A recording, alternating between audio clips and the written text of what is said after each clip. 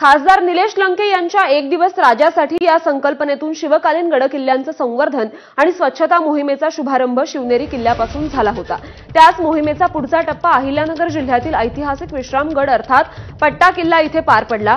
छत्रपती शिवाजी महाराज जालना मोहिमेवरून परतत असताना अकोले तालुक्यातील पट्टा किल्ला येथे महिनाभर विश्रांतीसाठी थांबले होते। त्यामुळे हा किल्ला पुढे विश्रामगड म्हणून ओळखला जाऊ लागला। महाराजांच्या पदस्पर्शाने पावन झालेल्या गडकिल्ल्यांचं संवर्धन आणि स्वच्छतेची मोहीम खासदार लंकेंनी हाती घेतली आहे।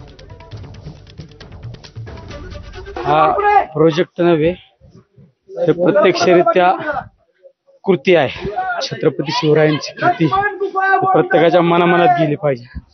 त्यासाठी हे किल्ले सुसज्ज झाले पाहिजे। किल्ल्यांची जी दुरावस्था आहे त्यामध्ये एक चांगली अवस्था झाली पाहिजे। त्या ठिकाणी स्वच्छता राहिली पाहिजे। ह्या हेतूने आम्ही आमचे कर्तव्य